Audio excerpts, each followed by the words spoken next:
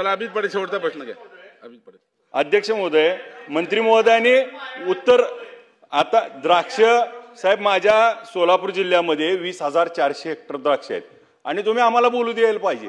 आज अहो तुमच्या जिल्ह्यात नाही द्राक्ष पवार साहेब, द्राक्ष आमच्या जिल्ह्यात आहेत, मंत्री महोदय जिल्ह्यात आहेत, तुम्ही बोलू का देत नाही? असं नाही ना चालणार. तुम्ही मनमानी कारभार करता का सत्ता पक्ष आहे म्हणून? प्रश्न मांडा. आज अध्यक्ष महोदय 20,400 हेक्टर द्राक्षे माझ्या सोलापूर जिल्ह्यात आहेत. माझ्या मतदारसंघात मानेगाव असेल, पंढरपूर तालुक्यातलं काशेगाव असेल, स्वित्झर्लंड म्हणून ओळखलं जातं द्राक्षामध्ये सगळ्यात चांगलं त्या ठिकाणी आमच्या द्राक्षेचं हब म्हणून. आणि मग आमच्या इथल्या परिस्थिती अशी आहे की मंत्री महोदय आपणच उत्तरात दिलंय मे मध्ये राज्यातील शेती पिकाच्या एकूण नुकसानी बाधित शेतकरी मे 2023 ला 14,381 आणि मे 2024 ला 37,854.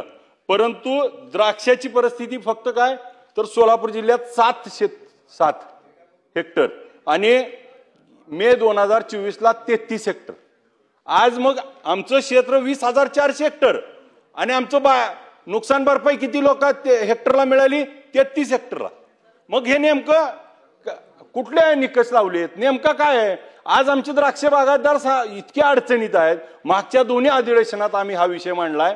1 एकर बाग लावायची म्हणलं तर 6 ते 8 लाख रुपये कर्ज येतो आणि त्याला कर्ज काढावं लागतं आणि ते कर्जाच्या खाईत आहेत. आज आत्महत्या करायची वेळ आली आहे. द्राक्षेवाले एवढी अवस्था बेकार नाही. आज पाऊस बघतोय आपण, मे मध्ये पडतोय, अवेळी पडतोय, कधी पण पडतोय आणि मग आज मार्केटिंगला द्राक्षे जात नाही. बेदाण्याची अवस्था अशी आहे आणि मग ह्या शेतकऱ्यासाठी आपण नेमकं करणार काय? आणि आपण सांगताय उत्तरात 36,000 रुपये आपण 3 हेक्टर पर्यंत दिले, पण किती लोकांना दिले? 20,000 हेक्टर द्राक्ष आहेत आमच्यात आणि 33 हेक्टरला आपण देताय का? तर ह्या इन्शुरन्स कंपन्याला सरकार का पाठीशी घालतंय? ह्यांच्याशी काय लागेबांधे आहेत आपले? कशासाठी आपण त्याला एवढं पाठीशी घालतोय? कारण 33 हेक्टरला फक्त त्या ठिकाणी जर योजना मिळत असेल तर ह्याचा अर्थ काय घ्यायचा? आणि मग आमच्या शेतकऱ्याला नेमकी मदत कधी मिळणार? आमचं उत्तर द्या. अध्यक्ष महोदय, ही जी नुकसान भरपाई दिली जाते ती अवकाळी पावसामुळे दिली जाते. अवकाळी पावसामुळे झालेल्या नुकसानग्रस्त शेतकऱ्यांना ही नुकसान भरपाई दिली जाते. त्यामुळे अवकाळी पावसामध्ये ज्या शेतकऱ्यांचं नुकसान झालं, ज्यांनी अर्ज केला आहे त्यांचे पंचनामे केलेत, त्यांनी सांगितलं असून तेवढी भरपाई ज्या शासनाकडे आकडा उपलब्ध आहेत, ज्या जर शेतकऱ्यांनी अर्जच केले नसतील जर नुकसान भरपाई होऊन, तर ते कसं आपण कंपनी ग्राह्य धरणार? त्यामुळे ज्या शेतकऱ्यांनी अर्ज केले त्या शेतकऱ्यांना आपण नुकसान भरपाई दिलेली आहे किंवा कंपनीला आपण द्यायला सांगितली आहे. आणि जर सन्माननीय सदस्यांनी असं मला निर्देशन आणून दिलं की अनेक शेतकऱ्यांनी या ठिकाणी अर्ज केलेले पण त्यांना नुकसान भरपाई मिळाली नाही, तर त्यावर वेगळा तोडगा काढता येईल अध्यक्ष महोदय. त्यामुळे लागवडीखाली किती क्षेत्र आहे हे महत्वाचं नाही, नुकसान अवकाळी पावसामुळे झालेलं नुकसानाचं क्षेत्र महत्वाचं आहे. चला, लक्षवेधी क्रमांक 5 ही पुढे ढकलण्यात आलेली आहे. लक्षवेधी क्रमांक 6 लक्षवेधी क्रमांक 5 ही नियमित बैठकीत घेण्यात येईल. हे बघा पाटील साहेब हे बघा पाटील साहेब हे बघा. नाही असं चालणार नाही. चला, लक्षवेधी क्रमांक 6 कोण आहेत? अध्यक्ष महोदय, अहो तुम्ही आता प्रश्न विचारला, प्रश्नाचं उत्तर त्यांनी दिलं. ऐका, तुम्ही ऐकूनच घ्यायला तयार नाही तर त्याला काही बोलता येणार नाही. तुम्ही बघा पाटील साहेब, तुम्ही ऐकून घेणारच नसाल. हे बघा, तुम्ही ऐकून घेणार नसाल तर त्याला काही इलाज नाही. हे बघा, तुम्ही प्रश्न विचारला, तुम्ही प्रश्न विचारल्यानंतर त्यांना उत्तर दिलं. हा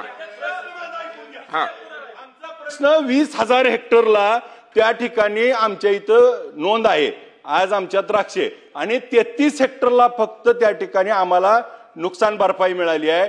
उर्वरित ज्या लोकांचे पंचनामे झालेत परंतु त्याला नुकसान भरपाई मिळालेली नाही, अशांना तुम्ही त्या ठिकाणी देणार का? आणि 33 हेक्टर आज आमच्याकडे एवढी त्याच्यासाठी लोक दारात बसतायत, उपोषण करतायत. सोलापूरचे 81 कोटी रुपये आज कलेक्टर साहेबांनी बोलल्यानंतर त्यांनी सांगतात सरकारचा 140 कोटीचा हप्ता द्यायचा राहिलाय, त्यामुळे इन्शुरन्स कंपनी देत नाही. आज आमचं म्हणणं आहे ज्या 20,000 हेक्टर शेतकऱ्यापैकी 33 हेक्टरला मिळालंय, उर्वरित जे बाधित आहेत त्यांना सरकार त्या ठिकाणी मदत देणार का? 100% शेतकऱ्यांना नुकसान भरपाई दिली जाईल. जर त्या शेतकऱ्यांचे अर्ज असतील नियमाप्रमाणे तर त्यांना नुकसान भरपाई 100% दिली जाईल. आणि सरकार उत्तर घ्या ना, उत्तर घ्या ना. हो अभिजितजी, उत्तर अरे घ्या हो ना मग. अरे मी दिली जाईल सांगितलं ना मग. अरे हो मी दिले. बघा मी अर्ज तर केला पाहिजे. अरे शेतकऱ्यांनी कमीत कमी नुकसान झालंय माझं हे तर सांगितलं पाहिजे. असं नाही करता, त्याला प्रोसेस आहे. हे बघ, अहो त्याला प्रोसेस आहे. तुम्ही सांगा तसं कसं चालेल? त्याला प्रोसेस आहे, अर्ज करावा लागतो. नुकसान भरपाई झाली की नाही पंचनामे करतात अधिकारी, शेतकरी पंचनामे करतात, कृषी अधिकारी पंचनामे करतो.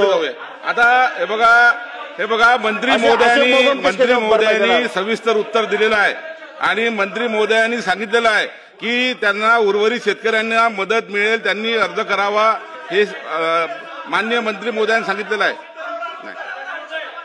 चला, लक्षवेधी क्रमांक 6 आहेत का? लक्षवेधी क्रमांक 6 पुकारा, आपण पुकारा. आपण अभिजित पाटील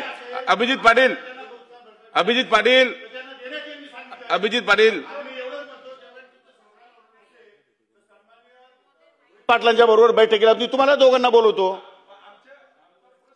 अरे प्रश्न तेवढाच आहे, ज्या ज्या लोकांनी इन्फॉर्मेशन मिळाली असेल आणि ज्यांना नुकसान भरपाई मिळाली नसेल मंत्री महोदय, अशा शेतकऱ्यांना नुकसान भरपाई देण्यात येईल.